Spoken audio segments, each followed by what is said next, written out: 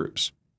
Southern willingness to work with outsiders and the region's ethnic heterogeneity has not gone unnoticed, or unresented, or unfeared in northern halls of power.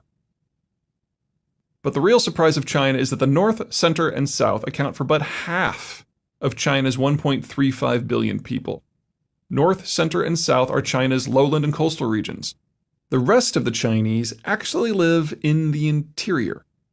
That interior is a smorgasbord of geographic diversity. Sichuan sits on the Yangtze's upper reaches, and so is somewhat integrated with Shanghai and the outside world. Inner Mongolia is partially barren. The mountains of interior Yunnan are packed with poor minorities. The wide open spaces of Tibet and Zhejiang, also minority-dominated regions, have resisted central control for millennia. It is difficult to find many generalities to describe such a grab bag of variation, but this one is close. Transport is an absolute nightmare, and so the interior is extremely poor compared to the coastal provinces, with per capita income roughly half that of the coast. What images the world of 2014 holds of a bustling, growing China simply don't apply to the interior.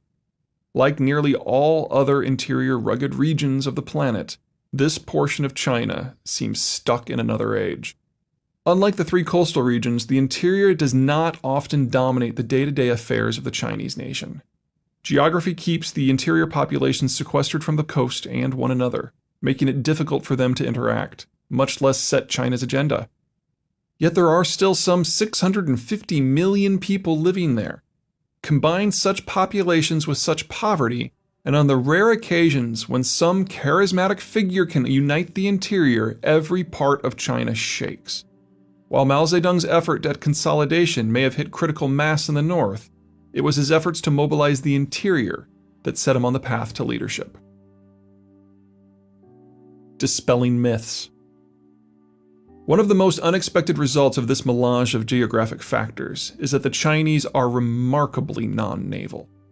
Northern China was largely incapable of going to the sea right up until the technologies of industrialization allowed for the brute force fashioning of artificial ports.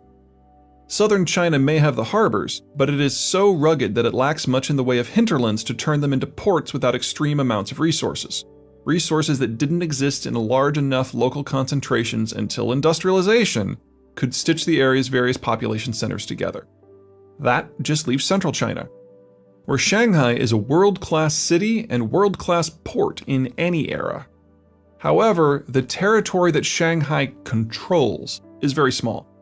Upriver Yangtze cities are well beyond Shanghai's reach courtesy of rugged ridges, while Shanghai itself often falls prey to the power and interests of the North China Plain entities that tend to view international trade as more of a threat than an opportunity. This tripartite system, Northern China as the stable-as-glass political core, Central China as the nationally disinterested economic core, and Southern China as the potentially secessionist territory and the interior being largely ignored, holds to the present day. Even contemporary China's political system reflects this. All of the critical military branches of government are headquartered in the north. The north and central regions trade off the premiership every decade in order to balance security and trade interests, while the south is not even represented on the Politburo. Such a geographic look at the country lays bare the greatest myth about China, that it is united. I'm not talking here about the concept of the mainland versus Taiwan, red China versus white China, but rather the idea that the mainland itself can ever truly be a unified entity. Taking a closer look at history indicates that China's past periods of unity are anything but.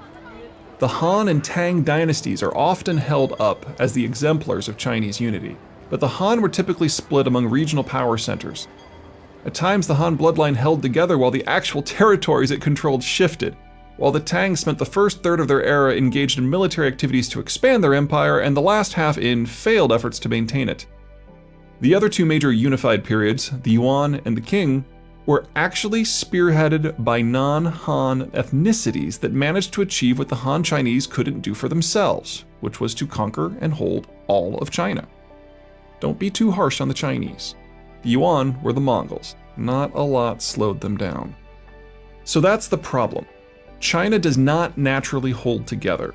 even within its core regions. Its different regions want different things, and access the world on different terms, if they want to access the world at all. Making matters worse, the outside world accesses different parts of China in different ways. Guangdong and southern China are often de facto colonies. Shanghai and central China are accessed as peers. Northern China tends to be avoided, unless it is being occupied. And just as maritime powers can choose the time and place of their invasions and interactions, the Chinese have almost never been able to defend themselves from ship-based outsiders. The outsider who has always mattered the most was very close to home. Japan, China's boogeyman. The Japanese islands are incredibly mountainous. 90% of the population lives in a series of small coastal enclaves. As soon as an enterprising Japanese figured out how to float a boat large enough to transport a few soldiers, the Japanese people unified in terms of culture, identity, and even government, very early compared to most of the world's other peoples. The island's ruggedness also meant that Japan's maritime nature became infused into Japanese culture. Boats of all sizes played the part of roads and tunnels right up until the 3rd century of the industrial era. This mix of factors makes Japan a strategic extrovert. If your country has loads of ships as part of its basic operation, it is very easy for you to reach out and touch others. Due to proximity, Japan touched the Koreans the most, exploiting Korean resources and labor and ultimately generating a visceral enmity between the two cultures that will long outlast the present day. China was the next most touched, and understanding the Japanese impact upon China requires a bit of a diversion into the geopolitics of Japan.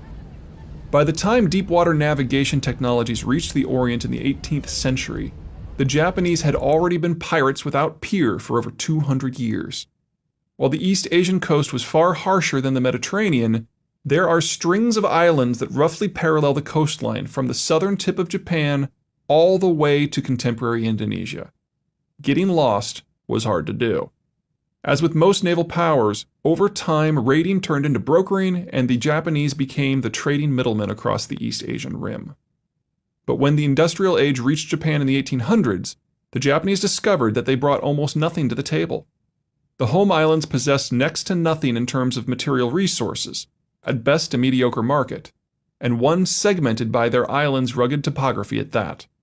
So the Japanese used the one tool they did have, their navy, and took what they needed from their Asian neighbors, whether resources or markets. In the case of China, they took both. A lot of both. The degree of Japanese action on the Chinese mainland ebbed and flowed over time, but Japanese expansionism typically marched to the drum of Japanese